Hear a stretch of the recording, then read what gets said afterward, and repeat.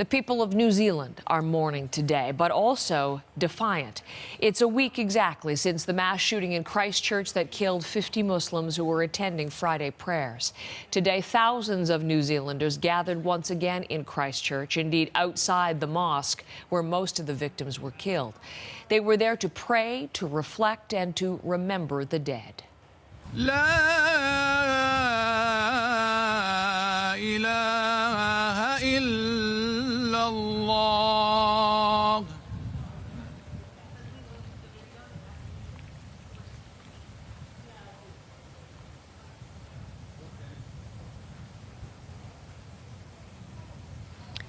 It was the call to prayer outside the Al-Noor Mosque, followed by 2 minutes of silence, observed not just there but across the country and broadcast on national television and radio. Among the thousands attending, survivors of the attack, some of them in wheelchairs, right at the front of the crowd. And at the back, non-Muslim New Zealanders standing in solidarity, many of the women wearing headscarves, including New Zealand's Prime Minister Jacinda Ardern. Prophet Muhammad Sallallahu Alaihi Wasallam said, the believers in the mutual kindness, compassion and sympathy are just like one body. When any part of the body suffers, the whole body feels pain. New Zealand mourns with you.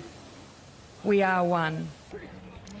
Her remarks at the ceremony were brief, but Ardern has spoken throughout this week in condemnation of the attacks and the racist ideology behind them. She has also spoken, and as again you just heard, of peace and unity and a New Zealand that welcomes newcomers of all faiths. The Imam of the Al-Noor Mosque spoke of the same things in his sermon following the prayer. We have shown that New Zealand is unbreakable, and that the world can see in us an example of love and unity. We are broken-hearted, but we are not broken. We are alive. We are together. To the people of New Zealand, thank you. Thank you for your tears. Thank you for your haka. Thank you for your flowers. Thank you for your love and compassion. Let's bring in now David Killick, who's a freelance reporter in Christchurch. He was at that service today. He heard those powerful moments. David, good to see you on our program. Thank you. Tell us more about the ceremony and how New Zealanders have been responding today. Good morning, Heather. Well, I think New Zealanders are usually fairly reserved kind of people, probably a lot like Canadians.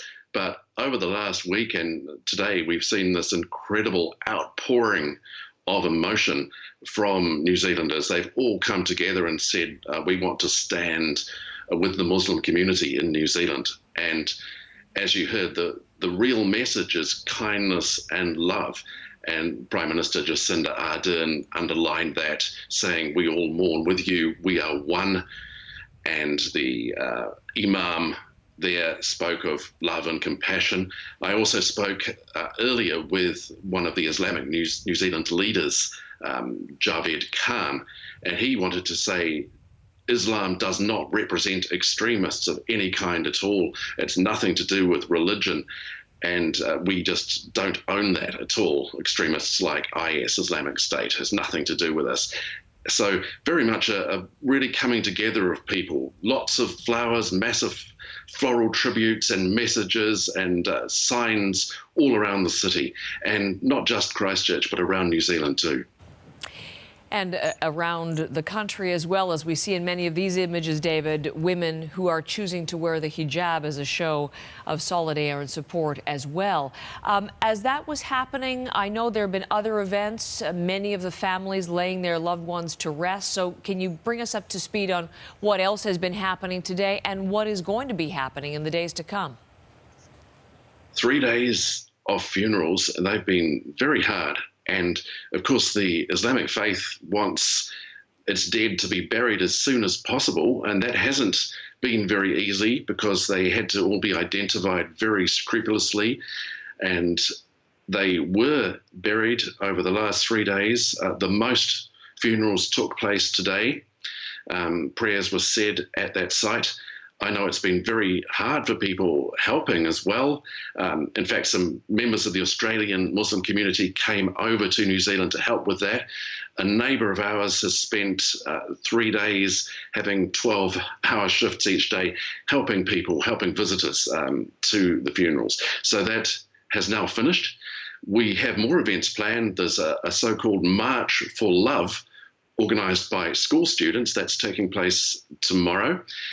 And then on Sunday evening, just about 5 o'clock in the evening, there will be another vigil, also in the Central City Park near the mosque, when people will bring candles and have 2 hours of quiet contemplation at that time. David, thank you so much. David Killick is in Christchurch, a freelance reporter based there for us this morning.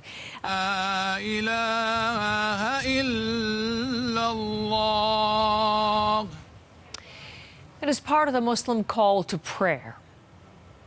That was it was heard earlier today in Christchurch, New Zealand. Thousands of people, Muslim and non-Muslim New Zealanders, gathered there to memorialize the victims of last week's mosque attacks. It was seen as an act of unity across faiths and nations and in defiance of racism and violence. To the people of New Zealand, thank you. Thank you for your tears. Thank you for your haka. Thank you for your flowers. Thank you for your love and compassion.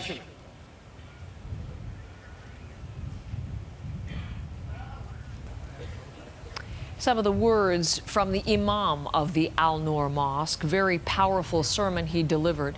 His mosque was where 42 of the victims were killed last Friday. His message of thanks, testament to really the solidarity that we have seen in these days following the attack, and not only in New Zealand, but around the world and indeed here at home. And there will be further events similar here at home today, 1 week after. We're going to introduce you now to two organizers between a number of events that are being held in the city of Toronto. Rabbi Elise Goldstein on the left, you see, she is the spiritual leader at City Shul, which is a Reform synagogue in Toronto, but involved in a number of Jewish commemorations today and events. And on the right, Dariush Kari, the president and chair of the board of the Imam Mahdi Islamic Center in Toronto as well. Good morning and welcome to both of you. Thank you for being on the program. Good morning. Thank you. Good morning. Mr. Kari, let's begin with you. For the plans at the Islamic Center, 8:30 tonight, how will you be remembering? The most important part is that we need to somehow take advantage of the situation to bring people from different faith, different group, and different beliefs together to show that we are into this together and we cannot leave anyone behind, and we're supporting constantly everybody. We're not gathering because some incident happened to a Muslim community, because something happened to just the community and to the people because they have a different faith. So that's it, and hopefully we can get together. So an invitation for all to attend evening service, evening prayers tonight. And earlier today, Rabbi Goldstein, I know that there are at a number of synagogues across the city of Toronto for the afternoon prayers at 12:30, Rings of Peace. What are you planning? Well, the Jewish community, together with the Christian community, has planned to surround, literally and physically, many, many mosques today and greet worshipers as they come into their prayers this afternoon to show our support. You know, we remember that rings of peace were made around our synagogues just the week after the Pittsburgh massacre by Muslim and Christian groups supporting, protecting, and loving us. And we want to do the same. So that is, as I said, at a number of mosques across the city, including yours, Mr. Kari. You actually share a parking lot with a synagogue, your Islamic center. So one of those rings of peace will envelop you and other worshipers there at your mosque. As you listen to the rabbi describe that and the sentiment behind it, how does that make you feel, and what impact do you think that has? It's really, really important because we don't feel that we are alone into this. And as a Canadian, when it comes to being Canadian, we are all into this together. Again, the mosaic culture of Canadian society is supporting everybody, and we need to constantly show our support. And when the incident happened in Pittsburgh, we went to the synagogue. And as you mentioned, we sharing parking lot with the synagogue next door, here Zion Synagogue, and with Rabbi Wise, we have several meetings. And for your information, we supported the two centers. We got together and we supported two Syrian families, and we brought them to Canada. So it's important to know each other, to have dialogue, to have communication. And most of these events happening because the lack of communication, and hopefully we're working on that. So beautiful sentiment there of the need for this kind of interfaith outreach. And you said, you used the verb need. We need to do this. Rabbi Goldstein, come back to you if we would, because there was a vigil in Toronto yesterday, similar to those which we're going to say today. And I don't know if you heard this lovely sentiment, but at the end, a small group of extreme right protesters showed up, began to shout out at those who were remembering and paying tribute. And I wonder what your thoughts on that are, and whether it's in fact illustrative or reflects really what you have to deal with in terms of racism, anti-Semitism, Islamophobia, whether that's, help us understand what your community, what you people face today. It's true, because, you know, hate is very generalized. And so if you hate one, it's very easy for you to hate another. We are really all in the same boat. It pains me greatly to think that anyone would be so terrible as to not understand the human pain of suffering and loss and would inflict it on another person. Look, as religious leaders, we say we are all created in God's image. It is impossible for me to imagine that someone cannot see the humanity and the divinity in the face of someone else. And so we're going to be there today surrounding all these mosques to say, we believe that all of us are created in the divine image, whether you believe in the same God, the same way of praying, the same traditions as I believe, whether you believe in different ones, whether you believe in none at all. We are all on the basis human. And that is the most important. And we reject hate of any sort. And that's why we're going to show that today. Which is such a beautiful sentiment and so critical. And yet I ask Mr. Kari, why doesn't it last? We'll see it in those gatherings today, but why doesn't it last, and how do we get it to last?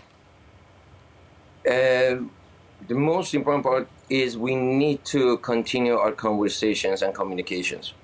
And we need to move forward. And I do believe, I want to just step away from calling ourselves minorities. We are not minorities anymore. Those people that, like Rabbi Goldstein, we are not minorities. Those people that they are against these movements, those people that they spreading hatred around the city, I do believe they are minorities, not us, not black people, not Jewish people, not Muslim people, not people that they love other people.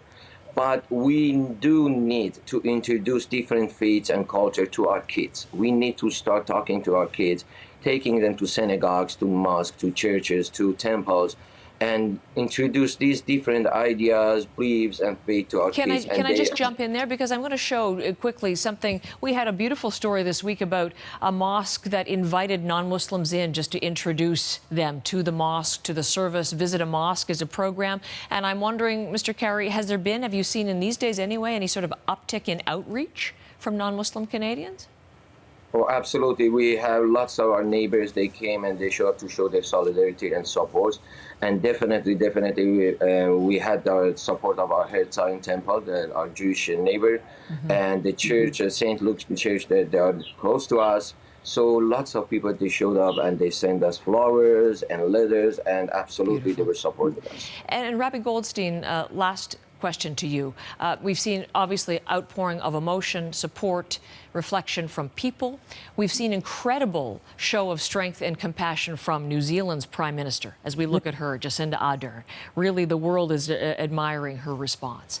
Here in Canada, what do we need to see from our political leaders?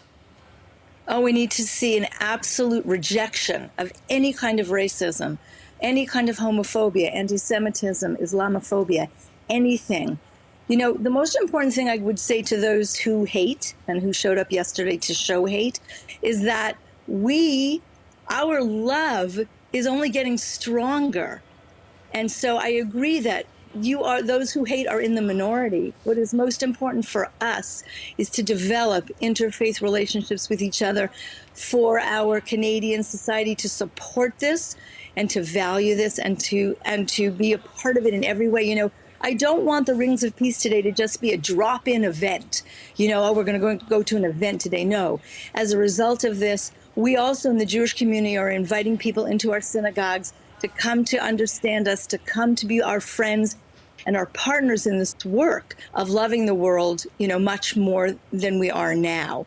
And so I think the end result, unfortunately, there's hatred. The end result of it is going to be more love. If we as religious leaders, if our political leaders insist on that and do not move away or be frightened or be in any way hesitate to continue our very strong and important work to show love as against hate.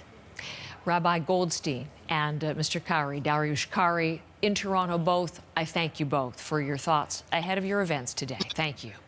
Thank you. Thanks.